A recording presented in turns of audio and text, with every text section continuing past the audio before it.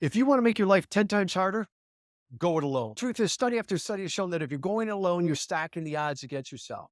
There was a fascinating study done years ago with heart patients, patients that had bypass surgery. It actually made the cover of Fast Company in an article called Change or Die.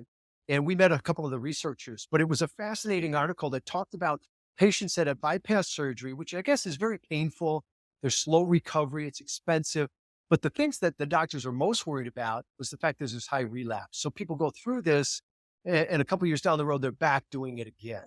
And yet, for most people, heart disease is very lifestyle controllable. Imagine now you had this surgery. They unzip you, they stuff some stuff, they tie some stuff up. You come to, and your cardiologist says, listen, pal, if you don't change the way you're living, the way you're eating, the way you're exercising, in 2 or 3 years, you won't be here.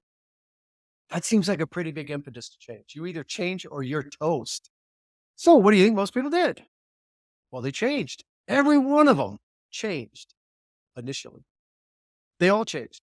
When they went back and resurveyed them a year later, though, 90% of them had reverted back to their lifestyle habit in a situation of life or death. And so they said, okay, we got to do better than that. So what did they do? They started involving them in accountability groups with a small group and a coach once a week for 15 minutes to talk about how they were doing with their lifestyle habits, how they were doing with the results. And you know what? They had fascinating results. They had 80% success rate a year later, 10% without it, 80% with it. It's no different for you.